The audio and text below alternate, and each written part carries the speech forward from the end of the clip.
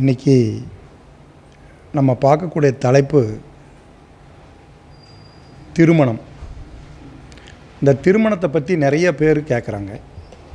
எனக்கு எப்போ சார் திருமணம் நடக்கும், ஏன் திருமணம் நடக்கலை, ஏன் தள்ளி போகுது, இப்படின்னு நிறைய பேர் இன்றைக்கி திருமணத்தை பற்றி தான் கவலைப்படுறாங்க. குழந்தைகளை பெற்று படிக்க வச்சு காலேஜ் முடித்து எல்லாம் பண்ணாலும் பெற்றோர்களுக்கு குழந்தை அடுத்தவங்களுக்கு பெண் குழந்தைகளாக இருந்தால் அடுத்தவங்களுக்கு கட்டி கொடுத்து தான் ஆகணும். அப்போ இந்த இடத்துல ஒரு முக்கியமான ஒரு விஷயத்தை ஜோதிடத்துறையில் திருமணம் ரொம்ப ரொம்ப முக்கியம். ரெண்டாவது தொழில், இது ரொம்ப ரொம்ப முக்கியம். மூணாவது குழந்தை பாக்கியம். ஜோதிடத்தில் இதுதான் மெயினாக எல்லோரும் கேட்குறாங்க. சார் எனக்கு என்ன தொழில் அமையும், எனக்கு என்ன குழந்தை பிறக்கும், என் குழந்தைக்கு எப்போ கல்யாணம் நடக்கும். இப்போ இந்த கல்யாண விஷயம் இப்போ வந்து பார்த்துட்டிங்கன்னா ரொம்ப ரொம்ப ரொம்ப ரொம்ப ரொம்ப முக்கியமான விஷயமா இருக்குது. திருமண விஷயத்தில் திருமண பொருத்தம் அப்படிங்கிறத பார்த்துட்டிங்கன்னா நிறைய பேர் இந்த ரஜ்ஜில்லைன்னு ஜாதகங்களை வந்து கழிக்கிறது நிறைய ஜோதிடர்களே கழிக்கிறாங்க. அந்த ரஜ்ஜு பொருத்தம் என்னென்னே தெரியாமல் கழிக்கிறாங்க. இது ஒரு விஷயம் இருக்குது. பட் இன்றைக்கி நம்ம பார்க்கக்கூடிய தலைப்பு என்னென்னு கேட்டிங்கன்னா, திருமணம் எப்போது நடக்கும். இது ரொம்ப ஒவ்வொருத்தரும் தெரிஞ்சுக்க வேண்டிய விஷயம். சரி, ஒரு ஜாதகத்தை நீங்கள் எடுத்துக்கிட்டிங்கன்னா லக்னம் அப்படின்னு இருக்கும். அந்த லக்னம் தான் முக்கியமான காரணம். இந்த லக்ன பாவத்தை வைத்துத்தான் ஒவ்வொரு பாவத்தையும் நாம் அளவீடு மூலியமாக எந்த பாவம் அப்படின்னு நம்ம கணிதம் பண்ண முடியும் ஜோதிடத்தில். இப்போ லக்ன பாவம் என்பது உங்களுடைய உயிர், எண்ணம், புகழ், ஆயுள், ரத்தம். உங்களுடைய ரத்தம் என்னன்னு கண்டுபிடிக்கிறதுக்கு லக்னம் தான். பிளட்டு வந்து மாறவே மாறாது. அப்போ மாறாதது எதுன்னு கேட்டிங்கன்னா உங்கள் லக்னம். அப்போ இந்த எண்ஜான் உடம்புக்கு சிரசே பிரதானம் அப்படிங்கிறது போல் இந்த லக்னம் தான் ரொம்ப முக்கியம். இப்போ இந்த லக்னம் சரியாக கணிக்கப்பட்டிருக்கா அப்படிங்கிறத நீங்கள் தெளிவாக பார்த்துக்கணும். ஏன்னா இந்த லக்னம் இன்றைக்கி வரைக்கும் நிறைய பேர் லக்னம் கணிக்கிறதுல தப்பு பண்ணுறாங்க. அது லக்னம் தப்பாக இருந்தால் நீங்கள் சொல்கிற அத்தனை ஜோதிடமும் பொய்த்து போயிடும். சரி, இதில் ஜோதிடத்தில் வந்து பார்த்தீங்கன்னா குறிப்பாக எல்லாரும் ராசி கட்டத்தை வச்சுட்டு தான் நீங்கள் பலன் பார்க்குறீங்க. பராசரர் அப்படி சொல்லலை. நீங்கள் ராசி கட்டத்தைங்கிறது பொதுவான ஒரு கட்டம் தான். அதை வச்சு நீங்கள் என்ன பலன் சொன்னாலும் அது தப்பு தாங்கிறாரு. என்ன சொல்கிறாருன்னா, பாவச்சக்கரம் பாருங்கங்கிறார். அப்போ அந்த பாவச்சக்கரத்தில் தான் நமக்கு ஒரு கிரகம் வந்து எந்த பாவத்தில் சரியாக இருக்குது அப்படிங்கிறத துல்லியமாக பார்க்கணுன்னா பாவச்சக்கரம் அமைச்சு தான் நம்ம பார்க்க முடியும். அப்போ அந்த பாவச்சக்கரத்தின் அடிப்படையில் தான் நம்ம பலன் சொல்லணும். இப்போ நிறைய பேருக்கு பார்த்துட்டிங்கன்னா 7 செவ்வாய் இருக்கும், ஆனால் பாவச்சக்கரத்துக்கு பார்த்துட்டிங்கன்னா 8க்கு போயிடும் அல்லது 6க்கு போயிடும். அப்போ என்ன காரணம் அப்படின்னா, அந்த செவ்வாய் அங்கே இருக்காது, அந்த பலன்களை அங்கே கொடுக்காது, பலன்கள் வந்து பொய்த்து போயிடும். அதே மாதிரி லக்ன சந்தி, ராசி சந்தி, நட்சத்திர சந்தி, இந்த மாதிரி இடத்துலலாம் கிரகங்கள் நிற்கும்போது ராசி கட்டத்தை பார்த்து நீங்கள் பலன் சொன்னீங்கன்னா தப்பாக போயிடும். அப்போது ஒரு ஜாதகத்தை நீங்கள் எடுக்கிறீங்கன்னா அந்த ஜாதகம் சரியான முறையில் கணிக்கப்பட்டிருக்கா, அந்த கணிதம் பாவச்சக்கரத்தின் அடிப்படையில் எப்படி இருக்குது அப்படின்னு பார்த்துட்டு தான் நீங்கள் அந்த 7ஆம் பாவத்தை நீங்கள் சூஸ் பண்ணணும். சரி, இந்த 7ஆம் பாவம் திருமண காலத்தில் வந்து திருமணம் எப்போ நடக்கும்னு பார்க்குறதுக்கு என்ன பண்ணணும்னா, உங்களுக்கு ஜோதிட சாஸ்திரத்தில் ஒரு மிகப்பெரிய ஒரு விஷயத்தை சொல்லியிருக்கிறாங்க. 10ல் ஒரு பாம்பாவது பழுதாவது இருக்கணும்னு சொல்லியிருக்கிறாங்க. அப்போ அதுக்கு என்ன அர்த்தம்? 10ஆம் இடத்துல ஏதாவது ஒரு கிரகம் இருக்கணும் அப்படிங்கிறத அவங்க சொல்லியிருக்கிறாங்க. அப்போது எந்த கட்டத்துலேயும் கிரகம் இருந்தால் தான் அந்த கட்டத்துக்கு வலிமை இருக்குது அப்படிங்கிறத மறைமுகமாக ஜோதிட சாஸ்திரம் சொல்கிறாங்க. இன்னொரு ஜோதிட நுட்பமும் சொல்கிறாங்க. 5க்குடையவனும் 9க்குடையவனும் அவன் பாவியாக இருந்தாலும் கூட மிஞ்சு பலனை கொடுப்பான்னு சொல்கிறாங்க. இப்போ செவ்வாய், சனி, சூரியன் இப்படி இருந்தாலும் கூட, அவங்க பாவகிரகங்களாக இருந்தாலும் கூட அவர் 5ஆம் இடத்து அதிபதியாக வரும்போது அவங்க நல்லதே செய்வாங்க அப்படின்னு ஜோதிட சாஸ்திரம் சொல்லுது. இப்படி நீங்கள் திருமண காலம் நிர்ணயிக்கிறதுக்கு மிக முக்கியமானது எதுன்னு கேட்டிங்கன்னா, லக்னத்துக்கு 7ஆம் பாவத்தில் ஏதாவது ஒரு கிரகம் இருந்தால் நீங்கள் அந்த 7ஆம் பாவத்தை நீங்கள் எடுத்துக்கணும். அல்லது அந்த இல்லை எனக்கு இல்லைங்கும்போது நீங்கள் என்ன பண்ணணும்னா சந்திரனுக்கு 7ஆம் இடத்தை பாருங்கள். சந்திரனுக்கு 7ஆம் இடத்துல கிரகம் இல்லைன்னா நீங்கள் சுக்கிரனுக்கு 7ஆம் இடத்தை பாருங்கள். இப்படியெல்லாம் பார்த்து இந்த 7ஆம் பாவத்தில் எந்த கிரகம் இருக்குதுன்னு பாருங்கள். ஏதோ ஒரு கிரகம் இருக்கும், இல்லாமலாம் போகாது. சரி சார், எனக்கு இங்கெல்லாம் இல்லை அப்படின்னா சரி, அந்த லக்னத்துக்கு 7ஆம் இடத்தை எந்தெந்த கிரகங்கள் பார்க்கின்றது அப்படிங்கிறதையும் பாருங்கள். இப்போ லக்னத்துக்கு 7ஆம் இடத்தை ஏதாவது ஒரு கிரகம் பார்க்கும். அதே மாதிரி சந்திரனுக்கு 7ஆம் இடத்தை ஏதாவது ஒரு கிரகம் பார்க்கும். சுக்கிரனுக்கு 7ஆம் இடத்தை ஒரு கிரகம் பார்க்கும். இப்படி எந்த 3 வகையான கணிதத்திலையும் கிரகங்கள் இல்லை, பார்க்கவில்லைன்னா அந்த ஜாதகத்தை நீங்கள் தூக்கி தள்ளி வச்சிடலாம். அந்த ஜாதகத்துக்கு திருமணம் நடக்கிறது சிறப்பு இல்லைன்னு சொல்லிடலாம். இந்த மாதிரி ஜாதகங்களுக்கு திருமண காலகட்டங்கள் கொஞ்சம் ரேர் தான். அப்புறம் இதில் நுணுக்கமான ஒரு விஷயம் இருக்குது. கட்டங்களில் வந்து கிரகமே இருக்காது. அப்போ எப்படி பார்க்குறது அப்படின்னா, அந்த கிரகம் அந்த ராசி வந்து என்ன ராசி, சரமா ஸ்திரமா உபயமா. அப்போ அந்த சரத்துக்கு சரம் தீர்க்கம், சரத்துக்கு ஸ்திரம் மத்தியமம், சரத்துக்கு உபயம் அற்பம் என்கிற அடிப்படையில் அந்த லக்னத்தினுடைய 7ஆம் பாவத்தினுடைய நிலையை பார்த்து அது துல்லியமான முறையில் நீங்கள் பார்த்து அதை யார் பார்க்குறாங்கன்னு பார்த்து அதுக்கப்புறம் அந்த கிரகத்தை எடுக்கணும். இது சிக்கலான ஜாதகங்களுக்கு எடுக்கக்கூடிய கணித முறை. சாதாரண எல்லோரும் இது எடுக்க முடியாது. விஷயம் தெரிஞ்சவங்க தான் அதை போய் எடுப்பாங்க. அந்த விஷயம் தெரிஞ்சவங்க எடுக்கிறது இது ரேரான ஜாதகங்கள், சிக்கலான ஜாதகங்களுக்கு இது எடுக்கணும். ஆனால் பொதுவாக மேலோட்டமாக உங்கள் குழந்தைகளுக்கு நீங்கள் பார்க்குறப்ப எந்த காலகட்டத்தில் நமக்கு திருமணம் நடக்கும் அப்படிங்கிறத பார்க்கணும். சரி, இப்போ 7ஆம் இடத்து அதிபதியினுடைய திசையோ புத்தியோ நடக்கும்போது அவங்களுக்கு திருமண காலம். அப்போது திருமண காலம் வந்து 7ஆம் இடத்து அதிபதியுடைய திசை நடக்கும்போது அவங்களுக்கு திருமண காலத்தை கொடுக்கும். சரி சார், எனக்கு 7ஆம் இடத்து அதிபதியுடைய திசை நடக்குது, எப்போ கல்யாணம் பண்ண முடியும், எந்த காலகட்டத்தில் பண்ண முடியும்னு கேட்டிங்கன்னா, அந்த 7ஆம் அதிபதி யாருடைய நட்சத்திரத்தில் இருக்கிறானோ அந்த நட்சத்திரத்துக்கு அதிபதினு ஒரு கிரகம் இருக்கும். இப்போ மேச லக்னம்னு வச்சுக்கலாம். மேச லக்னத்துக்கு 7ஆம் இடத்துல ஒரு குரு இருக்குதுன்னு வச்சுக்கலாம். அந்த குரு செவ்வாயினுடைய நட்சத்திரமான சித்திரையோ அல்லது ராகுவின் நட்சத்திரத்துலையோ அல்லது குருவின் நட்சத்திரத்துலையோ அந்த குரு இருக்கிறாருன்னு வச்சுக்காங்க.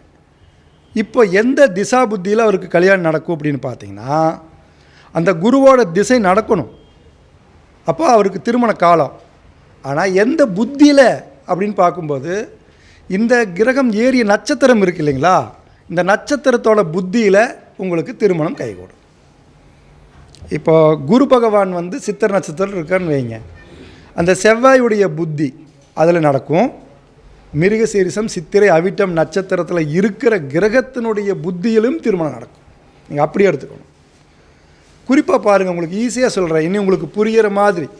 இந்த ரஜ்ஜு பொருத்தம் பார்க்குறீங்க இல்லையா, அசுவினி, பரணி, கார்த்திகை, ரோகிணி, மிருகசீரிசம் இதெல்லாமே வந்து ஆரோகணம்.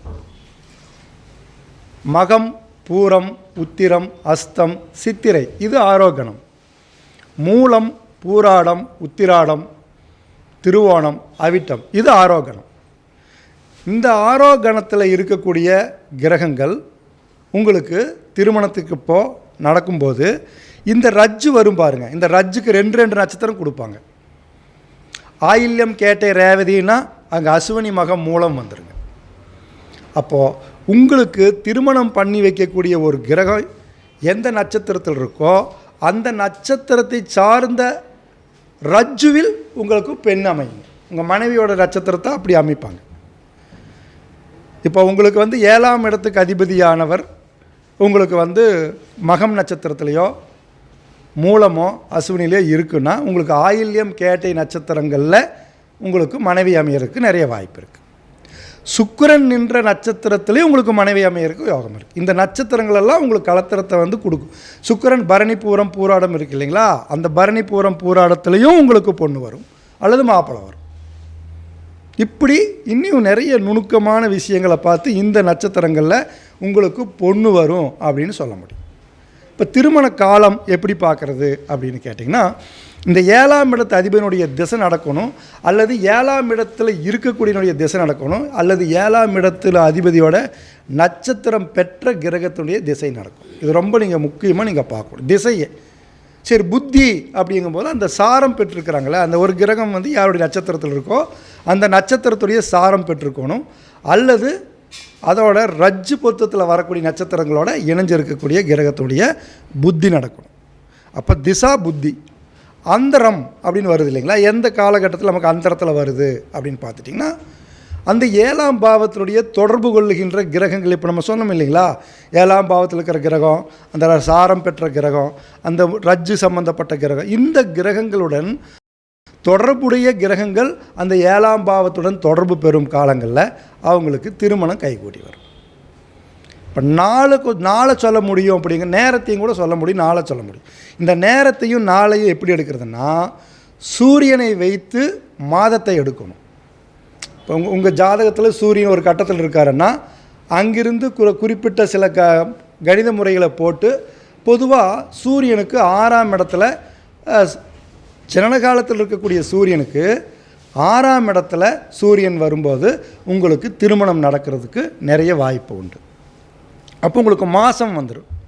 சரி, எனக்கு வரல, உங்கள் மனைவி ஜாதகத்திலையாவது சூரியனுக்கு 6ஆம் இடத்துல 2 பேர்த்தில், கணவனுக்கோ மனைவிக்கோ 2 பேர்த்தில் யாரோ ஒருத்தருக்கு சூரியனுக்கு 6ஆம் இடத்துல சூரியன் வரும்போது, கோச்சார சூரியன் வரும்போது, ஜனனகால சூரியனுக்கு 6ஆம் இடத்துல கோச்சார சூரியன் வரும்போது உங்களுக்கு திருமணம் நடைபெறும். இது மாதம்.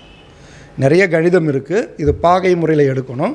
உங்களுக்கு இந்த வீடியோவில் மேலோட்டமாக உங்களுக்கு ஒரு உதாரணத்தோடு சொல்கிறதுக்காக இந்த சூரியன் வந்து உங்களுக்கு அந்த இடத்துல இருக்கணும்.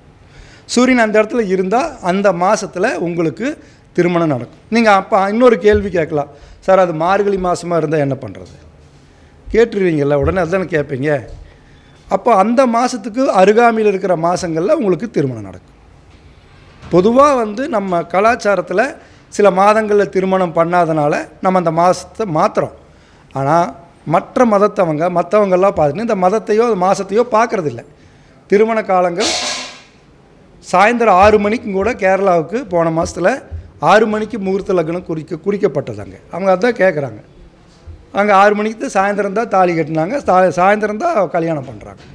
ஆனால் நம்ம ஊரில் அது நடக்காது இல்லைங்களா? அப்போது ஊர், நாடு, நில இதெல்லாம் வச்சு தான் நம்ம ஜோதிடத்தை அங்கங்கே மாற்றணும். ஒரே மாதிரி எல்லாத்துக்கும் ஜோதிட பலன்கள் சொல்ல முடியாது. ஒரே நாட்டுக்கும் தேசத்துக்கு எல்லா தேசத்துக்கும் ஒரே மாதிரியான ஜோதிட பலன் இல்லை. இப்போ ஜோதிடம் வந்து இடத்துக்கு மாறும். நம்மளும் அதுக்கு தகுந்த மாதிரி அந்த சூழ்நிலைக்கு தகுந்த மாதிரி நம்ம மாற்றி பலன் சொல்லணும். கேரளாவுக்கு வேறு நைட்டு 1 மணிக்கெல்லாம் கல்யாணம் நடந்த ஜாதகமெல்லாம் இருக்குது. முகூர்த்தம் இருக்குது, 24 மணி நேரத்தில் முகூர்த்தம் இருக்குது. அந்த முகூர்த்த கணிதம்னு தனியாக இருக்குது, அதில் முகூர்த்தம் எழுதி கொடுக்கலாம், கல்யாணம் நடக்குது. அப்போது எந்த திசா புத்தி இவங்களுக்கு அப்படின்னு பார்க்கணும். அந்த திசா புத்தி அந்தரத்தில், அந்த திசா புத்தி அந்தரம் நடக்கும்போது அவங்களுக்கு கண்டிப்பாக கல்யாணம் நடக்கும். அதே மாதிரி சுக்கிரனுக்கு, ஜனனகால சுக்கிரன் இருக்கார் இல்லைங்களா? ஜனனகால சுக்கிரனுக்கு 7ஆம் இடத்துல சுக்கிரன் வரும்போது திருமணம் நடக்கும். கோச்சார சுக்கிரன் 7ஆம் இடத்துக்கு வரணும், அப்போவும் திருமணம் நடக்கும். இதெல்லாம் நீங்கள் பார்க்கணும். சந்திரனுக்கு 7ஆம் இடத்துல, ஜனனகால ராசிக்கு 7ஆவது ராசியில் சந்திரன் வரும்போது கண்டிப்பாக திருமணம் நடக்கும். அப்போ சந்திரனுங்கும்போது அன்னைக்கு கிழமையை பிடிச்சிடலாம். ஒரு நாளைக்கு தான் சந்திரன் இருப்பார், 24 மணி நேரம் சந்திரன் இருப்பார். அந்த சந்திரனை வச்சு அந்த நேரத்தை பிடிச்சிடலாம். சூரியனை வச்சு மாதத்தை கணக்கிடலாம், லக்னத்தை வச்சு நேரத்தை கணக்கிடலாம். 2 மணி நேரத்துக்கு ஒரு லக்னம், அந்த 2 மணி நேரத்தில் இந்த சம்பவம் நடக்கணும்னு லக்னத்தை வச்சு அன்றைக்கு இருக்கக்கூடிய லக்ன கணிதம் பண்ணி, அந்த லக்ன கணிதம் எந்த இடத்துக்கு வரும்போது அவங்களுக்கு கல்யாணம் நடக்கும் அப்படின்னு பண்ணலாம். இன்னொரு மெத்தேட் இருக்குது. இந்த லக்னம் கணிக்கிறதுக்கு இன்னொரு மெத்தேட் என்னென்னு கேட்டிங்கன்னா, திருமணத்துக்கு 7ஆம் இடத்து அதிபதியினுடைய ஸ்புடத்தையும் சந்திரன் நின்ற ராசியாதிபதியுடைய ஸ்புடத்தையும் கூட்டி, அந்த எந்த பாதத்தில் வருதோ அந்த பாதத்தில் குரு வரும் காலம் திருமணம் நடக்கும். உடனே கேட்பீங்க, 12 வருஷத்துக்கு ஒருக்கா வரும் சார்? அப்படி இல்லை. அந்த ராசியில் அந்த நட்சத்திர பாதத்தில் குரு வரும் காலம், அல்லது அதற்கு திரிகோண பாவங்களில், இப்போ பூசம் நட்சத்திரத்தில் இப்போ குரு வர்றாருன்னு வைங்க, பூசம், அனுசம், உத்திரட்டாதி, இந்த நட்சத்திரங்களில் திருமணம் நடக்கும். குரு அங்கே இருக்கிறன்னா அந்த 3 நட்சத்திரத்துலேயும் குருபலன் நடக்கும். அங்கே தான் இல்லை, நீங்கள் எந்த ஸ்புடம் வருதோ அந்த ஸ்புடத்துலேருந்து திரிகோண ராசிகளில் வரும். இது ஒரு மெத்தேட் இருக்குது. நிறைய மெத்தேட் இருக்குது. இதில் சில முக்கியமான மெத்தேட் உங்களுக்கு எளிமையாக புரிகிறதுக்காக இதை நான் உங்களுக்கு சொல்லித்தரேன். அதே மாதிரி 7ஆம் இடத்து அதிபதி, அது எந்த 7ஆம் இடத்து அதிபதினு நான் முதல்ல சொன்ன பிரகாரம் தான் நீங்கள் கணிக்கணும். அந்த 7ஆம் இடத்துக்கு அதிபதி என்ன ஸ்புடம் வாங்கியிருக்கிறாரோ அது சுக்கிரனுடைய ஸ்புடத்திலிருந்து கழித்து மீதி வரக்கூடிய ஸ்புடம் எங்கே வருதோ அந்த ஸ்புடத்தில் குரு வரும்போது திருமணம் நடக்கும். இனியொரு ரூல் இருக்குது. 7ஆம் இடத்து அதிபதியினுடைய ஸ்புடத்தையும் சந்திரனுடைய ஸ்புடத்தையும் கூட்டி அந்த ஸ்புடம் எங்கே வருதோ அந்த ஸ்புடத்தில் குரு வரும் காலமோ அதுக்கு அல்லது திருமணம் நடக்கக்கூடிய அந்த 3 ராசியில் திரிகோண ராசின்னு வரும். அந்த திரிகோண ராசியில் குரு வரும் காலமும் நடக்கும். இன்னொன்று தலைமை என்று சொல்லக்கூடிய லக்ன ஸ்புடத்தையும் 2ஆம் இடத்து ஸ்புடத்தையும் பெருக்கி சூரியன் நின்ற நட்சத்திர ஸ்புடத்தை கூட்டி 12ஆல் வகுத்து அது எங்கே வருதோ அந்த இடத்துல நமக்கு மகாலட்சுமிக்கு ஒப்பான மணமகள் கிடைப்பான். இப்படி திருமண விஷயத்தில் நிறைய ரூல் இருக்குது. இப்போ அந்த நிறைய விஷயங்களை நம்ம நிறைய பார்க்கத்தான் அந்த ஜாதகத்தில் எப்போ கல்யாணம் நடக்கும் அப்படின்னு நம்ம அந்த ஜாதகத்துக்கு எந்த நேரத்தில் கல்யாணம் நடக்கும்னு சொல்லி நம்ம துல்லியமாக சொல்ல முடியும். எந்த திசையிலிருந்து பொண்ணு வரும்னு சொல்ல முடியும். அந்த பொண்ணோட அல்லது அந்த மாப்பிள்ளையோட கேரக்டரை சொல்ல முடியும். இன்ன கேரக்டரில் தான் இருப்பான், இந்த மாதிரி குணாதிசயம் உள்ளவனாக தான் இருப்பான்னு சொல்ல முடியும். அதே போல் அந்த 7ஆம் இடத்தை வச்சு 7ஆம் இடம் தான் நீங்கள் 2ஆம் இடம் குடும்பஸ்தானம், 7ஆம் இடம் கலத்திரஸ்தானம், 11ஆம் இடம் உங்களுக்கு செயல்கள் அப்படியெல்லாம் இல்லைங்க. திருமணம் அப்படின்னாலே 7ஆம் இடம் தான். அந்த 7ஆம் இடம் தான் திருமணத்தை கொடுக்கும். அப்போ அந்த 7ஆம் இடத்தையும் சுக்கிரனையும் வைத்து தான் திருமண காலத்தை நம்ம நிர்ணயம் பண்ணணும். அப்போது திருமணம் நிர்ணயம் பண்ணுறதுக்கு முதல்ல திசா புத்தி என்னன்னு பார்த்துட்டு வரோம். இப்போ மிருகசீரிசம், சித்திரை, அவிட்டம் இவங்களுக்கு எல்லாத்துக்குமே செவ்வாய் திசை தான் பிறக்கும். அசுவினி, மகம், மூலம் இவங்களுக்கு எல்லாத்துக்குமே கேது திசை தான் வரும். பரணி, பூரம், பூராடம் சுக்கிரன் திசை தான் வரும். அப்போது என்ன திசை நடக்குதுன்னு பார்த்து அந்த திசையில் எத்தனையாவது திசை நடக்குதுன்னு நீங்கள் பார்க்கணும். முதல் திசை எந்த திசை, அதுக்கு அடுத்து வரக்கூடிய திசை எந்த திசைன்னு பார்த்து எந்த திசை நமக்கு திருமணம் பண்ணி வைக்கும் அப்படிங்கிறத முதல்ல நம்ம கணிக்கணும். எப்படி கணிக்கணும்னா, சின்ன திசையாக இருந்தால் அந்த இப்போ சந்திரன் திசையில் கடைசியில் ஒருத்தர் 4ஆம் பாதத்தில் ரோகிணி நட்சத்திரத்துலேயோ அஸ்த நட்சத்திரத்துலேயோ திருவோண நட்சத்திரத்துலேயோ ஒரு 4ஆம் பாதத்தில் ஒரு குழந்தை பிறக்குதுன்னு வச்சுக்கோங்க.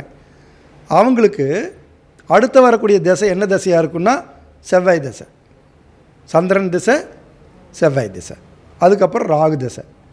இப்போது இவங்களுக்கு யார் கல்யாணம் பண்ணி வைப்பாங்கன்னா, பெண் குழந்தையாக இருந்தால் ராகு கல்யாணம் பண்ணி வைப்பான். ஆணாக இருந்ததுன்னா குரு போயிடுவார், அப்போ தள்ளி போகும். இப்படி ஆணா பெண்ணான்னு கணக்கு போட்டு எந்த திசையில் கல்யாணம் பண்ணி வைக்குதுன்னு பார்க்கணும். குறிப்பாக 3ஆவது திசை காமத்திரிகோண திசைன்னு சொல்லுவாங்க. இது 3ஆவது திசை காமத்திரிகோண திசைன்னு சொல்லுவாங்க. அந்த 3ஆவது திசை திருமணத்தை பண்ணி வைக்கக்கூடிய திசை. பெண்களுக்கு 2ஆவது திசையே திருமணத்தை பண்ணி வைக்கக்கூடிய திசை நிறைய ஜாதகங்களுக்கு இருக்குது. குட்டி திசை முன்னாடி பிறக்கும்போது அளவு கம்மியாக இருக்குது அப்படின்னா அவங்களுக்கு 3ஆவது திசை பெண்களுக்கு திருமணம் பண்ணி வைக்கும். அப்போ திருமணம் எந்த தேதியில் நடக்கும் அப்படிங்கிறதுக்கு இந்த கிரக நிலைகளையெல்லாம் நீங்கள் எடுத்துகிட்டு கோச்சாரம் அடுத்த இதெல்லாம் கணக்கு போட்டு வச்சுட்டு நீங்கள் கோச்சாரத்துக்கு வரணும். இப்போ ஒருத்தருக்கு என்ன திசை நடக்குதோ அந்த திசை நடத்தக்கூடிய கிரகம் கோச்சாரத்தில் அந்த திசை ஜனன காலத்தில் இருக்கக்கூடிய கிரகத்திற்கு கேந்திர திரிகோணத்திலையும் அல்லது சுப பாகை என்று சொல்லக்கூடிய 30, 60, 120 என்ற பாகையில் திசாநாதன், புத்திநாதன் இவங்களுக்கெல்லாம் நல்ல இடத்துல அவங்க உட்காரணும். அதுவும் லக்னத்திற்கு சிறப்பான பாகையில் உட்காரணும். உட்கார்ந்தால் கண்டிப்பாக ஒரு ஜாதகம் கூட ஃபெயில் ஆகாது. அந்த இடத்துக்கு அந்த கிரகம் வரும்போது கண்டிப்பாக திருமணம் நடக்கும். சில இடத்துல அந்த லக்னத்திற்கு இந்த நான் சொன்ன பாயிண்ட்டுகளில் குரு வரும்போது திருமணம் நடக்காது, சில பேர்த்துக்கு மட்டும். ஏன்னு கேட்டிங்கன்னா, அந்த பாயிண்டில் இருக்கக்கூடிய கிரகம் அவங்களுக்கு வேலையே செய்யாத நிலைமைக்கு கெட்டு போயிருக்கும். அந்த மாதிரி ஜாதகங்களுக்கு திருமணமே நடக்காது. அப்போ திருமணம் நடக்குமா நடக்காதான்னு சொல்லிடலாம். நடக்கும்னா எப்போ நடக்கும்னு சொல்லிடலாம். அது உறவில் நடக்குதா, அந்நியத்தில் நடக்குதா, சொந்தத்திலையா, எந்த மாதிரியான கிரக அமைப்புகள், இதெல்லாம் நம்ம கட்டங்களை பார்த்து நம்ம முடிவு பண்ணணும். அப்போ திருமண பொருத்தம் பார்க்கும்போது நீங்கள் சிம்பிளான ஒரு லாஜிக் பாருங்கள். ஆரோகணத்தில் இருக்கக்கூடிய ஒரு ஆணுக்கும் ஆரோகணத்தில் இருக்கக்கூடிய ஒரு பெண்ணுக்கும் திருமணம் பண்ணி வச்சிங்கன்னா நீங்கள் ஒன்றும் பார்க்க வேண்டாம், திருமணம் பண்ணி வைங்க, சந்தோஷமாக வாழ்வாங்க. இப்போ இந்த ஆரோகணம்னு என்ன? ஏறுமுகம்னு அர்த்தம்.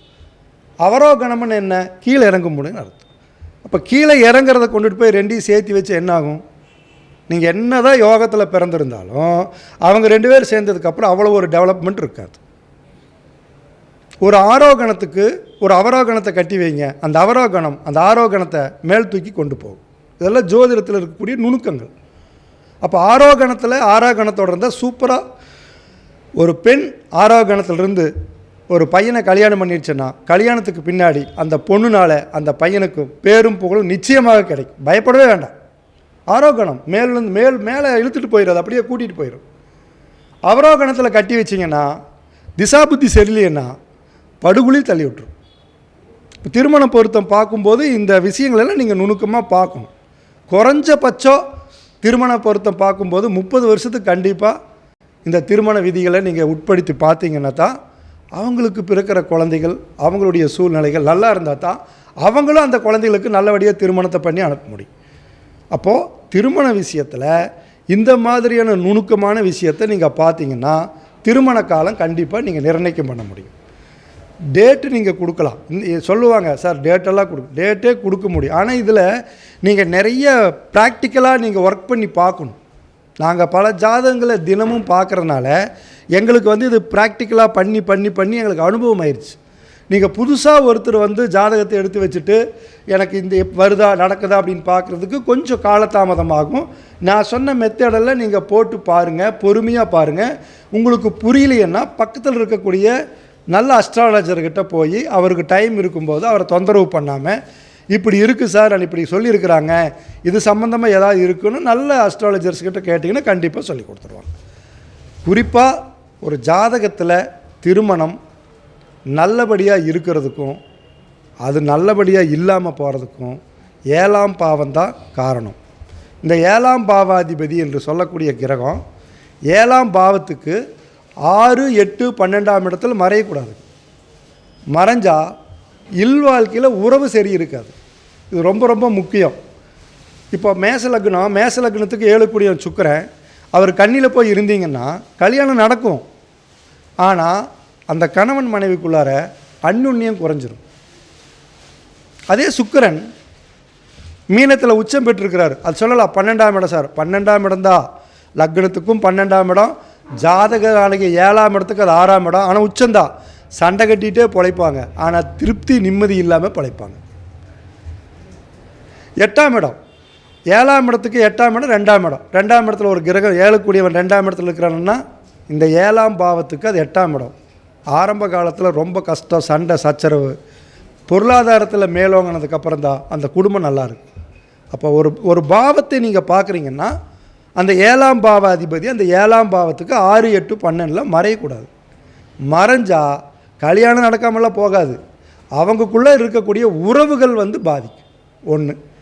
சரி, இந்த 7ஆம் அதிபதி ஏறிய நட்சத்திரம் இருக்குது இல்லைங்களா, அந்த நட்சத்திரத்துக்குன்னு ஒரு அதிபதி இருப்பார். இப்போ 7 கூடியவன் ஒரு மேச லக்னத்துக்கு 7 கூடியவன் சுக்கிரன். இந்த சுக்கிரன் குருவோட நட்சத்திரத்தில் இருக்கான்னு வச்சுக்கலாம். விசாக நட்சத்திரத்தில் இருக்கார், அல்லது புனர்பூசத்தில் இருக்காரு, அல்லது பூரட்டாயில் இருக்கான்னு வச்சுக்காங்க. இப்போது குருவேறிய நட்சத்திரத்துக்கு அதிபதியான சுக்கிரன் ஏறி நட்சத்திரத்துக்கு அதிபதியான குரு இந்த 7ஆம் பாவத்துக்கு 6, 8, 12 மறையக்கூடாது. அது ரொம்ப முக்கியம். அடுத்தது லக்னத்துக்கும் 6, 8, 12 மறையக்கூடாது. இந்த 2 இடத்துக்கும் பார்க்கணும். இந்த 2 இடத்த பார்த்தது இல்லாமல் அது யார் வீட்டில் நிற்கிறாங்க, அந்த குரு யாரோட வீட்டில் இருக்கார், அது சுபர் வீடா அசுபர் வீடான்னு பார்க்கணும். சுபர் வீடா அசுபர் வீடுனா நீங்கள் எப்படி எடுத்துக்கணும்னா லக்னத்திற்கு அது சுபரா அசுபரான்னு எடுத்துக்கணும். அது இயற்கையில் சுபரா அசுபராங்கிறத அப்புறம் பார்க்கணும். லக்னத்திற்கு பாவ வீடுகளாக இருந்தால் கண்டிப்பாக அந்த லக்னத்தை பாதிக்கும். இயற்கை பாவர்களாக இருந்தால் அது கொஞ்சம் பாதிக்கும், நிறைய பாதிக்காது. இயற்கை பாவங்களாக இருந்து அது ஜாதகத்துக்கு 6, 8, 12 இருந்தால் முழுமையான பாதிப்பை கொடுக்கும். இது மட்டுமல்ல, அந்த 7ஆம் இடத்து அதிபதியை சனி செவ்வாய் பார்க்கக்கூடாது. இந்த இடத்துல 5 கூடியவன் செவ்வாய், எனக்கு 9 கூடியவன் சனி அப்படிங்கிற கான்செப்டில் போகக்கூடாது. சனி சனி தான், இங்கே செவ்வாய் செவ்வாய் தான், ராகு ராகு தான். இந்த கிரகங்கள் அந்த அந்த கதியை பார்த்ததுன்னா அவங்க இல்வாழ்க்கை சிறப்பாக இருக்காது. சண்டை தான், ஃபைட்டிங் தான். 2 பேரும் நல்லா இருப்பேன்னு சொல்லுவாங்க, ஆனால் நல்லா இருக்க மாட்டாங்க. பேருக்கு சிரிச்சுக்குவாங்க, வெளியில் சிரிச்சுக்குவாங்க, உள்ள உறவுகள் இருக்காது, தேவையில்லாத உறவுகள் உள்ளே இருக்கும், கஷ்டப்படுவாங்க. அப்போ ஒரு ஜாதகத்தை பார்க்கும்போதே நம்ம இந்த விஷயத்தையெல்லாம் பார்க்கணும். இன்னும் குறிப்பாக செக்ஸ் விஷயத்தில், தாம்பத்திய விஷயத்தில் ரொம்ப ரொம்ப நுணுக்கமாக அங்கே பார்க்கணும். சண்டை வர்றதுக்கு காரணமே இதுதான். நான் எதிர்பார்த்தேன் கிடைக்கல, நான் எதிர்பார்த்த அளவுக்கு இல்லை அப்படின்னாலும் சொல்லுவாங்க. பட் அது நகையோ காசோ அல்ல, தாம்பத்தியம்தான். இந்த தாம்பத்தியத்தில் திருப்தி இல்லைன்னா அது டைவர்ஸ் தான் போகுது, குடும்ப பிரிவு. வெளியே சொல்ல முடியாது. நல்ல சம்பளம் வாங்குறாரு, ஓகே, நல்ல போஸ்டிங்கில் இருக்கிறாரு, ஓகே, ஆனால் எங்கள் வீட்டுக்காரருக்கு தாம்பத்தியத்தில் இல்லை சார் அப்படிங்கிற ஒரு பொண்ணு. அப்போ என்ன பார்க்கணும் அப்படின்னா, காமத்திரிகோணத்தில் அந்த ஜாதகத்தில் அந்த பெண்ணுக்கு எந்த அளவுக்கு காமத்தினுடைய பர்சன்டேஜ் இருக்குதுன்னு பார்க்கணும். இந்த ஆணுக்கு எவ்வளோ இருக்குதுன்னு பார்க்கணும். பார்த்துட்டு 2 சமமாக இருந்தால் நீங்கள் கல்யாணம் பண்ணி வைக்கலாம். ஆணுக்கு அதிகமாக இருந்து பெண்ணுக்கு குறைவாக இருந்தால் இந்த ஆண் இன்னொருவருடன் தொடர்பு கொள்வான் காமத்துக்கு.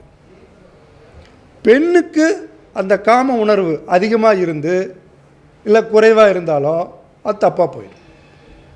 அப்போ யாருக்கு என்னென்ன எந்தெந்த அளவு அப்படின்னு பார்த்து அந்த காம அளவுகள் சரியாக இருக்கும் பட்சத்தில் கண்ணியமாக கற்புக்கு இழப்பு இல்லாமல் உண்மையான தம்பதிகளாக சாகும் வரை வாழ்வார்கள். அப்போ காமம் அப்படிங்கிறது அங்கே பார்க்கணும், கற்பையை பார்க்கணும், காமத்தையும் பார்க்கணும். அப்போ அந்த காமத்தையும் கற்பையும் கணிதம் பண்ணி தான் அவங்களுக்கு திருமண பொருத்தம் பார்க்கணும். இதில் திருமண பொருத்தம் பார்க்குறக்கே நிறைய பேர்த்துக்கு தெரியறதே இல்லை. இது நான் இந்த மேடையில் இந்த வீடியோவில் ஏன் ஆணித்தரமாக சொல்கிறேன்னா, தினப்பொருத்தம் அப்படின்னா என்னென்னே தெரிய மாட்டேங்குது. அது எதுக்காக தினப்பொருத்தம் அப்படின்னு சொல்ல மாட்டேங்கிறாங்க. தினப்பொருத்தம் பார்க்குறது ரொம்ப ரொம்ப முக்கியம். ஆனால் இந்த தினப்பொருத்தம்ங்கிறது இந்த தினம் கணம் யோனி நட்சத்திர பொருத்தங்களை பார்க்காம சும்மா இப்படி பார்க்குறதில்ல, அது ஜாதக கட்டத்துக்குள்ளே பார்க்க வேண்டிய விஷயம். இப்போ தினப்பொருத்தம் அப்படின்னா இந்த சந்திரனுக்கும் அந்த சந்திரனுக்கும் உள்ள பாகை என்னன்னு பார்க்கணும். அந்த பாகை சுப பாகையா அசுப பாகையான்னு பார்க்கணும். அந்த அசுப பாகையும் சுப பாகையும் எந்த அளவுக்கு இருக்குன்னு பார்க்கணும். அதுதான் தினப்பொருத்தம். இந்த தினப்பொருத்தம்ங்கிறது என்னென்னு கேட்டிங்கன்னா, ஆயுள் ஆரோக்கியம், ஆயுளை கொடுக்குமா ஆரோக்கியத்தை கொடுக்குமாங்கிறது இந்த தினப்பொருத்தத்தில் ஜாதக கட்டத்தில் வச்சு நம்ம கணிக்கணுமே தவிர, இந்த நட்சத்திரத்திலேருந்து இத்தனாவது நட்சத்திரங்களில் எனக்கு தினப்பொருத்தம் இருக்குது சார், அதனால் இந்த தினப்பொருத்தம் இருக்குது, திருமணம் பண்ணலான்னு பண்ணக்கூடாது. இது ரொம்ப ரொம்ப தப்பு.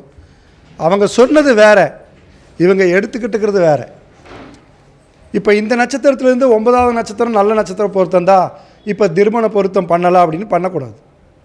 இந்த நட்சத்திரத்திலிருந்து இந்த நட்சத்திரம் 7வது நட்சத்திரமாக வருது, அது வதம் பண்ணுது, அந்த பாகை முறையில் நீங்கள் துல்லியமாக பார்த்துட்டிங்கன்னா அது வதம் பண்ணுமா பண்ணாதா அப்படிங்கிறது தெளிவாக நீங்கள் சந்தேகம் இல்லாமல் எடுத்துடலாம்.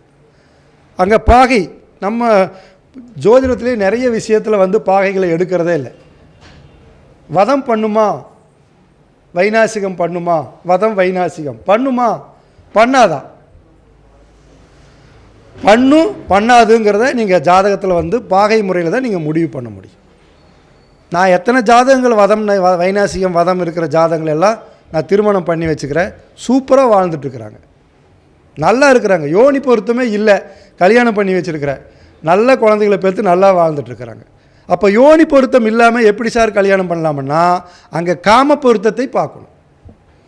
யோனி பொருத்தத்தை பார்க்க முடியலன்னா அவங்களுக்குள்ளே இல்லைன்னா காம பொருத்தத்தை பார்க்கணும். அந்த காமத்தினுடைய பொருத்தம் சரியாக இருந்தால் யோனி பொருத்தம் தேவையில்லை.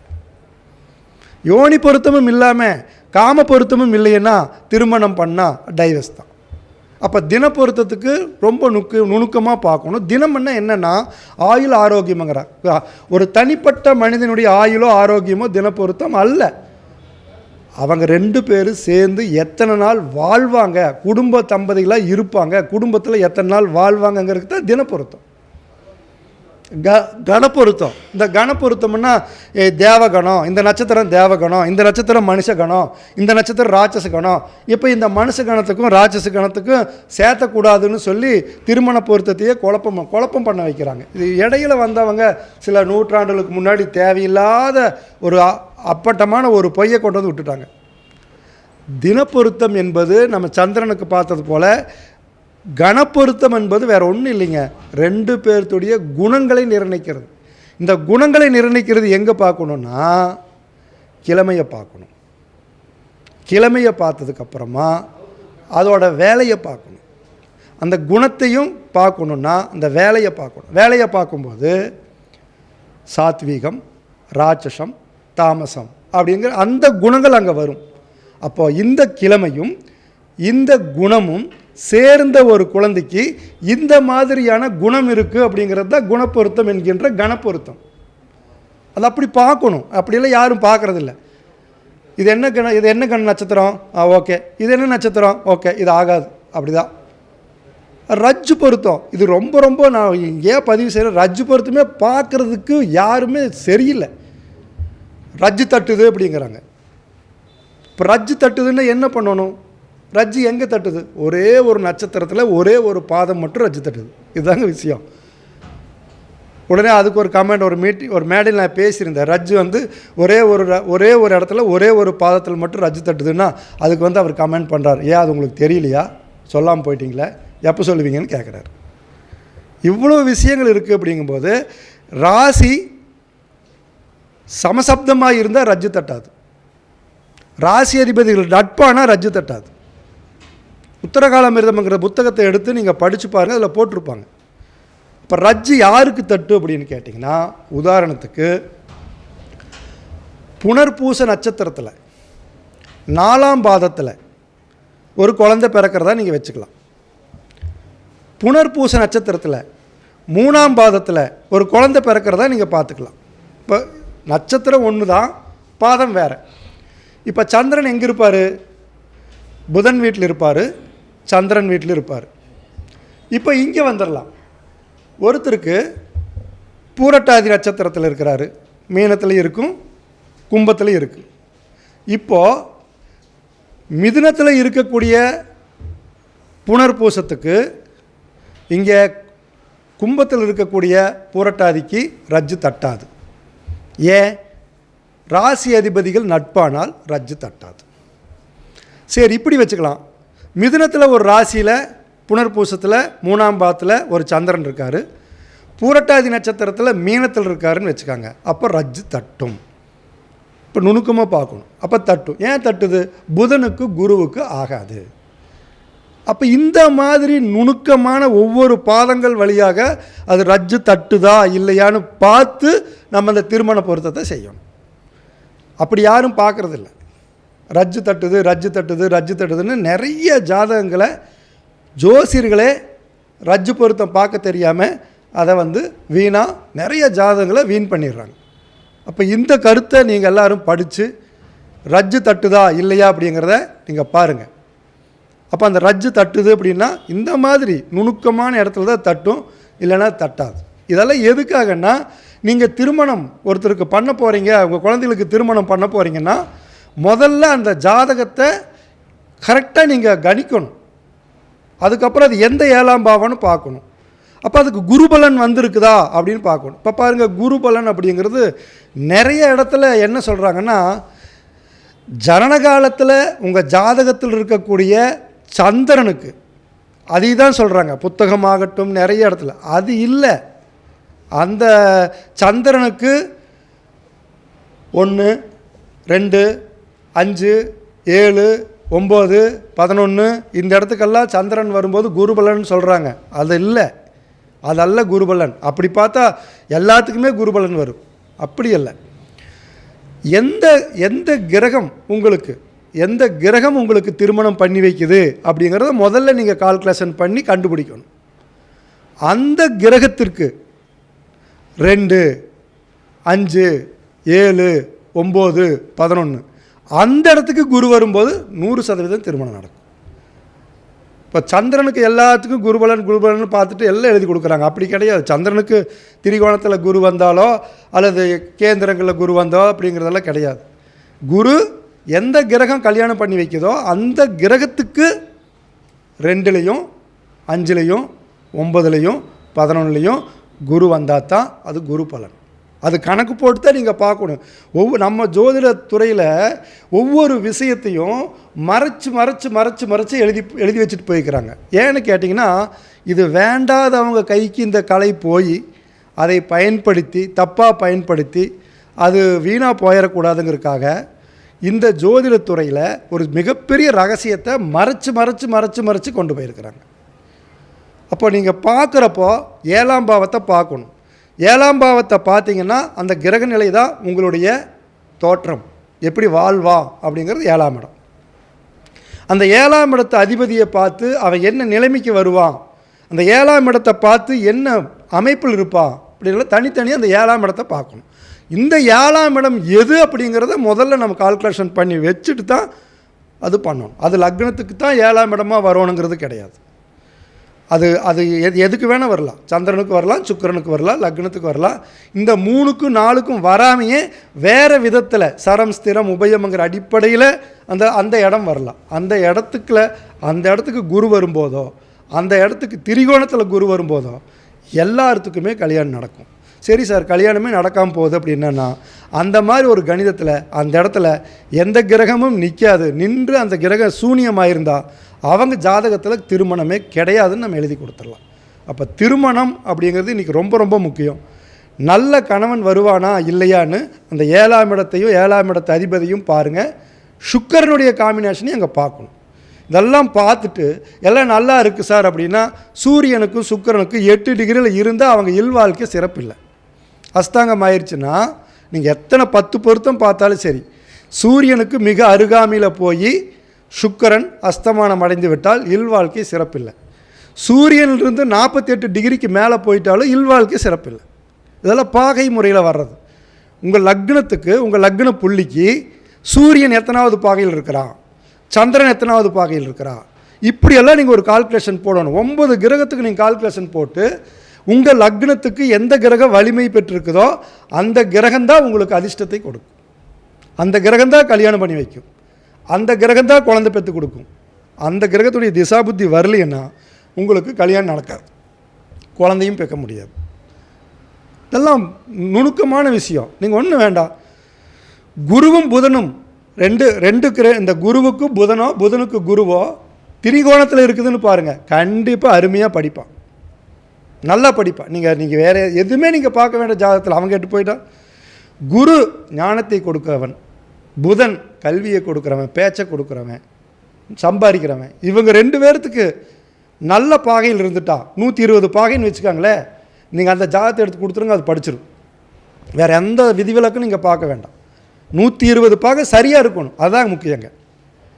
முன்பின் 4 டிகிரி 3 டிகிரி எச்சு கம்மி இருக்கலாம், நம்ம கணக்கு போடுறதெல்லாம் மாறும், அதெல்லாம் இருக்கலாம். இப்படி இருந்தால் கண்டிப்பாக நல்லாயிருக்கும். இதே மாதிரி சூரியனுக்கும் சுக்கிரனுக்கு பார்த்து அதுக்கப்புறம் தான் நீங்கள் திருமண பொருத்தமே பார்க்குறதுக்கு போகணும். இல்வாழ்க்கையில் அவனுக்கு சிறப்பான யோகத்தை அவன் அனுபவிப்பானான்னு சுக்கிரனை முதல்ல நீங்கள் சூரியனுக்கு சுக்கிரனுக்குள்ள தூரத்தை நீங்கள் பார்க்கணும். அதே மாதிரி மிருகசீரிசம் சித்திரை அவிட்டம் நட்சத்திரங்களில் யார் பிறந்திருந்தாலும் சரி அவங்களுக்கு பிற்காலத்தில் கண்டிப்பாக பிபி வரும். நீங்கள் எழுதிங்க 45 வயசுக்கு மேலே அவங்களுக்கு பிபி வந்துடும். ஏன்னா செவ்வாய் சந்திரன் வேகமானவங்க. சந்திரனும் வேகமான ஆள், செவ்வாயும் வீரியமான ஆள், 2 பேரும் சேர்ந்து என்ன ஆகுங்க, கோவந்தா. அது நல்ல பாகையில் இருந்துட்டா நல்லபடியாக இருப்பாங்க. அது கெட்ட பாகையில் இருந்துட்டா அடிதடி கோர்ட்டு கேஸுலாம் இதுக்கு தான் போவாங்க. அவங்க நீங்கள் என்ன சொன்னாலும் திருந்தவே மாட்டாங்க. அப்போ திருமணமெல்லாம் பண்ணும்போது இந்த பிள்ளையினுடைய சந்திரனும் செவ்வாயும், இந்த ஆண்மகனுடைய சந்திரனும் செவ்வாயும் என்ன நிலைமையில் இருக்குன்னு பார்க்கணும். இல்லைன்னா கோபம் வந்துன்னு வைங்க, அறுவாள் எடுத்து டப்புன்னு மண்டையில் போட்டு இவன் ஜெயிலுக்கு போயிடுவோம். அப்புறம் சொல்லுவான், சார் எப்படியோ தெரியாமல் பண்ணிட்டேன் அப்படின்னு. அப்போ போய் சொல்லி என்ன பண்ணுறது? அப்போ திருமண காலங்களையும் பார்க்கணும், இந்த கிரக அமைப்புகளையும் பார்க்கணும். இதையெல்லாம் பார்த்து உங்கள் குழந்தைக்கு எந்த நாளில் திருமணம் நடத்த முடியும் அப்படின்னு சொல்ல. இன்னொரு விஷயம் இருக்குது இதில், இது ஒரு விஷயம், விவாக சக்கரம்னு ஒன்று இருக்குது. அந்த விவாக சக்கரத்தை அமைச்சு தான் நீங்கள் முகூர்த்த லக்னம் குறிக்கணும். விவாக சக்கரம் கணித்து எல்லோரும் சொல்லிடுறாங்க, விவாக சக்கரம் போடுறேன் சார் பண்ணிடுறேன் அப்படின்னு. ஓகே, விவாக சக்கரம் பண்ணினாலும் அன்னைக்கு இருக்கக்கூடிய சந்திரன் இருக்கார் இல்லைங்களா, அது ஜனனகால குழந்தைகளுடைய சந்திரனுக்கும் அன்னைக்கு திருமணத்துக்கு உண்டான சந்திரனுக்கும் நல்ல பகையாக இருக்கணும். இது யாருமே பார்க்குறதில்ல. விவாக சக்கரத்தில் நல்லா இருக்குது பண்ணி வச்சேன், ஏன் ஃபெயிலியர் ஆகுது? அந்த விவாக சக்கரம் அந்த குழந்தைகளுக்கு நல்லதை செய்யுமா கெட்டதை செய்யுமான்னு அதுக்குள்ளே ஒரு கணிதம் பண்ணி அந்த கணிதம் நல்லா இருந்தால் அந்த குழந்தைகளுக்கு இல்வாழ்க்கை சிறப்பாக இருக்கும். இப்படியெல்லாம் நீங்கள் பார்த்து பண்ணுங்கள். கண்டிப்பாக இதில் நிறைய விஷயங்கள் இருக்கும். மறுபடியும் நீங்கள் இந்த மாதிரி கருத்துக்களை கேட்டு இதை நீங்கள் உங்கள் குழந்தைகளுக்கு பொருத்தம் பார்க்கும்போதே நீங்களே இப்போ என்னென்னா பெரியவர்களை சார் என் பிள்ளைக்கு செவ்வாய் இருக்குது, என் பிள்ளைக்கு பெற்றோர்களே சொல்கிறாங்க. அவங்களே அவங்க குழந்தை ஜாதகத்தை எனக்கு அப்படி இருக்குது இப்படின்னு அறகுறையாக சொல்லி அந்த ஜாதகத்தை கெடுக்கிறாங்க. அப்படி இல்லை, கற்றுணர்ந்த அனுபவம் வாய்ந்த ஜோதிடர்கிட்ட நீங்கள் போய் அவர் என்ன சொல்கிறாருன்னு பொறுமையாக உட்கார்ந்து நீங்கள் கேளுங்க. அதுக்கப்புறம் உங்களுடைய சந்தேகத்தை அவங்கக்கிட்ட கேளுங்க, அவங்க கண்டிப்பாக விளக்கமாக சொல்லுவாங்க. அதற்கு நீங்களாகவே எனக்கு கேட்டை நட்சத்திரம், எனக்கு மூல நட்சத்திரம், எனக்கு இந்த நட்சத்திரம், என் பிள்ளைக்கு அந்த நட்சத்திரம் அப்படின்னு சொல்லிவிட்டு நீங்களாகவே ஒரு கற்பனை பண்ணிக்க வேண்டாம். அதெல்லாம் இல்லை. அந்த தெரிஞ்சவங்ககிட்ட கொடுத்து நீங்கள் பார்த்து உங்களுடைய குழந்தைகளுக்கு எப்போ திருமணம் நடக்கும், எந்த மாதிரியான மாப்பிள்ளைகளை அமைக்கணும் அப்படிங்கிறத தெளிவாக நீங்கள் கேட்டு பயன்பெறும்படி கேட்டுக்கொள்கிறேன். நன்றி, வணக்கம்.